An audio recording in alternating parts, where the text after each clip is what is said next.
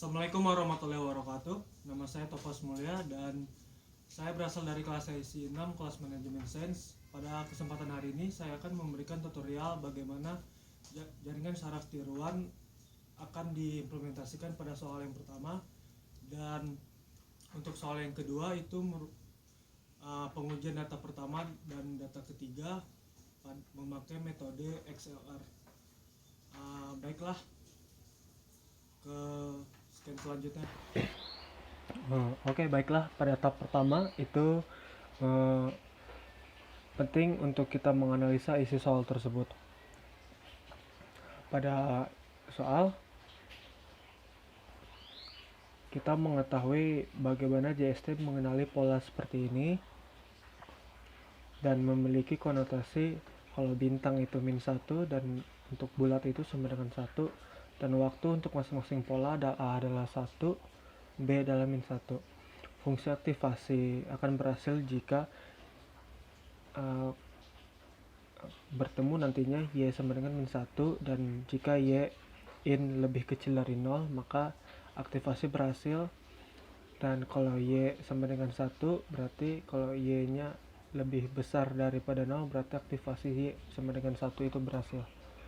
Untuk tahap pertama itu untuk penyelesaiannya ada kurang lebih 6 tahap. Tahap pertama itu untuk penginputan pertama pola A yang akan saya buat dulu.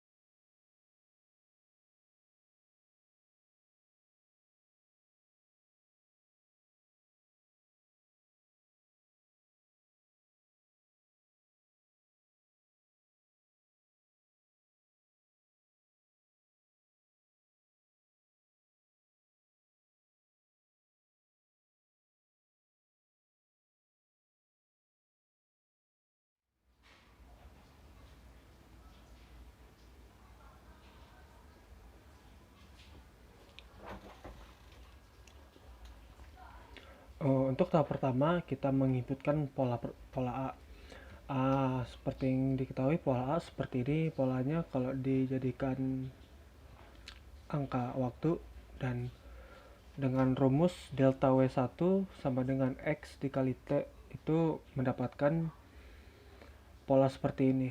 Jadi karena X sama T nya itu sama dengan 1, dan jadi 1 dikali 1 sama dengan 1, jadi pola A itu tidak berubah dan biasnya juga bertemu dengan biasnya sama dengan 1. Lalu untuk tahap kedua itu hampir sama seperti penginputan pertama, cuman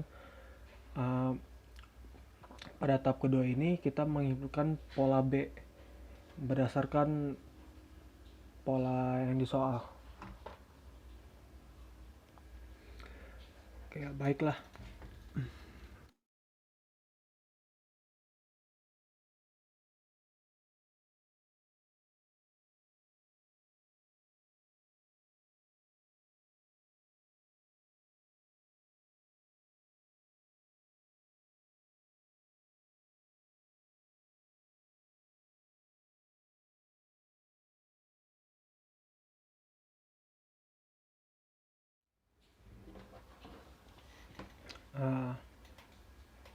Pada tahap kedua,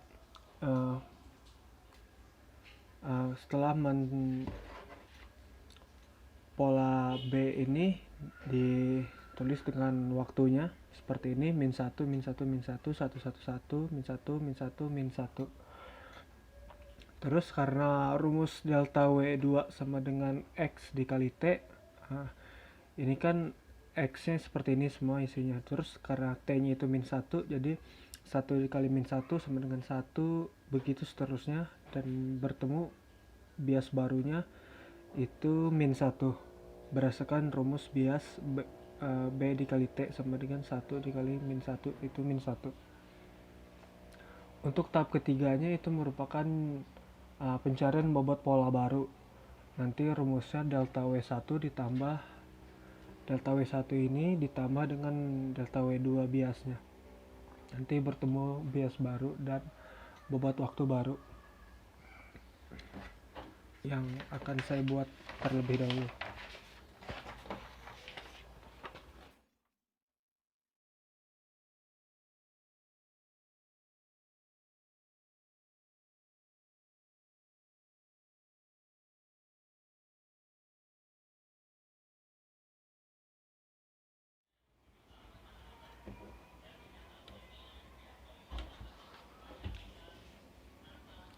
Pada tahap ketiga itu cari bobot pola baru dengan rumus delta W1 ditambah delta W2, kita dapat mengetahui posisi-posisinya. Jadi ini 0, 2, 2, min 2, min 2, 0, 0, 0, dan 2. Hal tersebut karena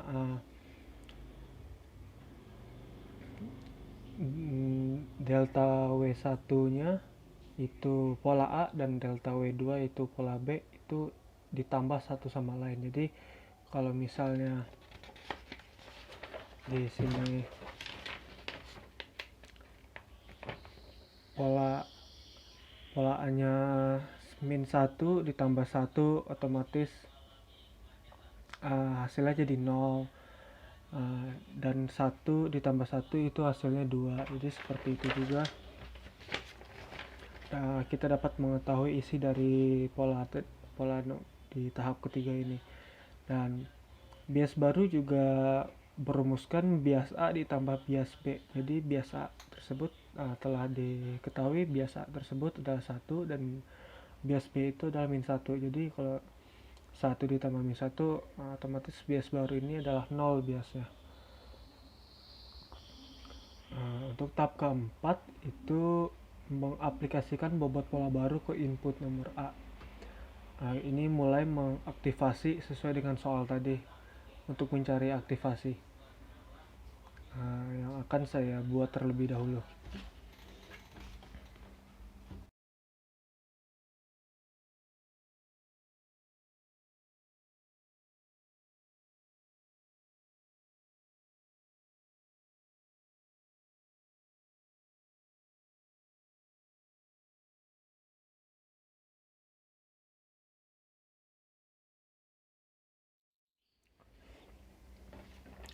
Dalam tahap keempat itu pengaplikasian bobot pola baru ke input A. Di sini dapat diketahui tahapannya hanya menjumlah-jumlahkan saja. Min 1 dikali 0 ini artinya pada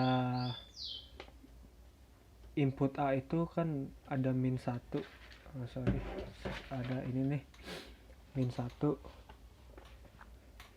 dan min 1 ini dikalikan dengan 0 yang di pola baru di sini. Jadi min 1 dikali 0, terus 1 dikali dengan 2, begitu seterusnya.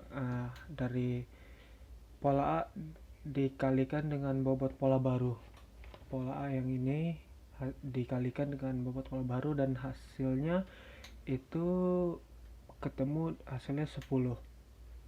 Sesuai dengan rumus aktivasi tadi, 10 lebih besar daripada 0, jadi kita mengetahui Y sama dengan 1. Jadi akan jadinya fungsi aktivasinya sesuai dengan target Y sama dengan 1. Dan sebaliknya pada tahap yang kelima, cara mencari jumlah ini sama saja dengan tahap keempat, cuman pasti hasil outputnya yang berbeda. Seperti contoh ini, hasil outputnya adalah minus 10, jadi aktivasi yang tadi Y sama dengan min 1, itu proses aktivasinya kan Y lebih kecil daripada 0, berarti Y sama dengan min 1. Berarti ini karena min 10 lebih kecil dari 0, maka Y nya bertemulah min 1. Berarti untuk pengaplikasian bobot pola baru ke input B ini sesuai dengan target, sesuai dengan fungsi aktivasi Y tadi. Pada tahap ke-6 yaitu bagaimana JST mengenali pola seperti ini. Pola seperti ini kan telah diubah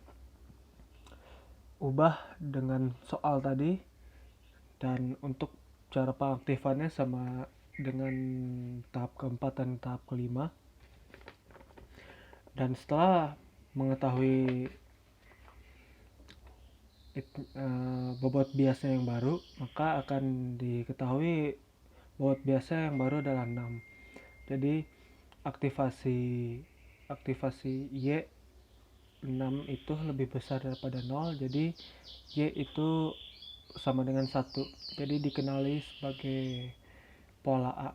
Jadi pola yang di JST mengenali pola di soal itu sama dengan JST-nya mengenali pola sebagai A, karena fungsi aktivasinya sama-sama Y sama dengan 1.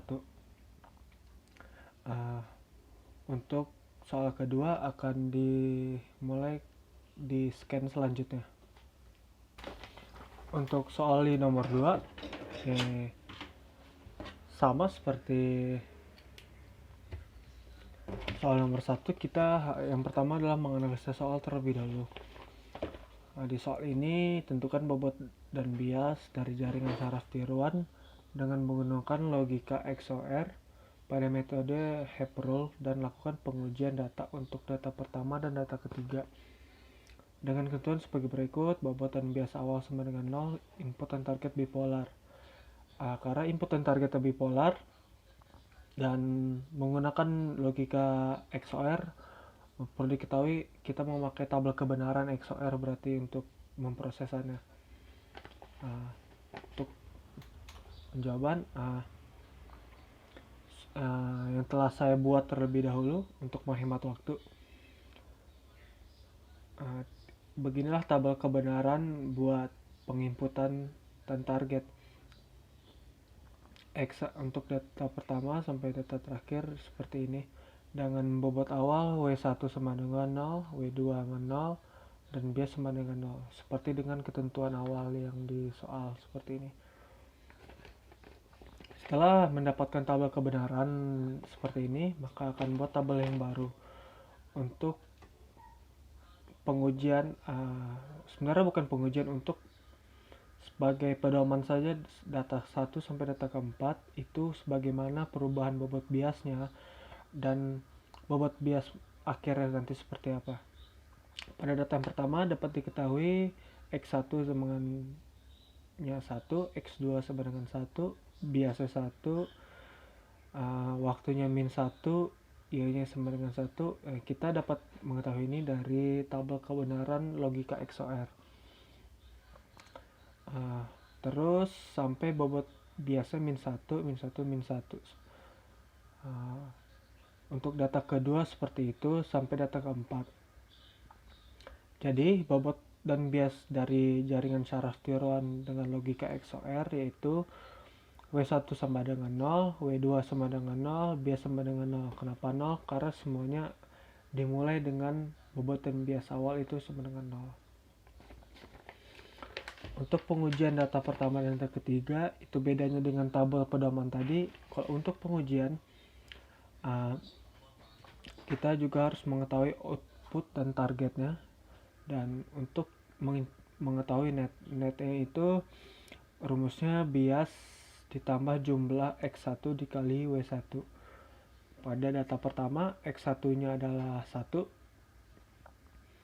terus W1 nya sama dengan 0, jadi untuk netnya itu jumlah X1 dikali W1 itu kan 0 dikali 1 berarti 0, terus 0 ditambah biasa juga 0, berarti 0 ditambah 0, 0.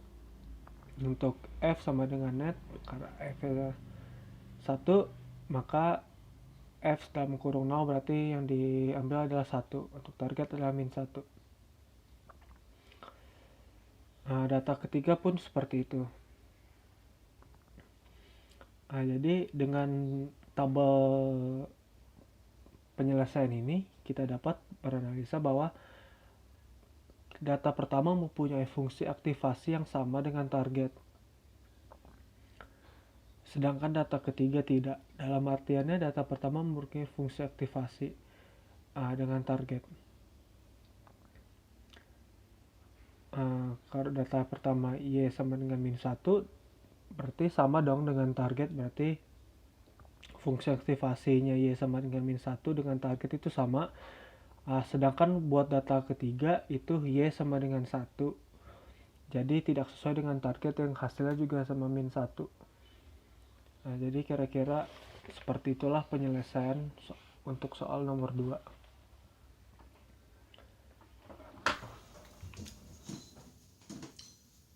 Terima kasih telah melihat video tutorialnya. Mohon maaf jika ada salah kata atau penjelasan yang sangat kurang. Stay safe dan sehat selalu. Saya Tafas Mulia undur diri. Assalamualaikum warahmatullahi wabarakatuh.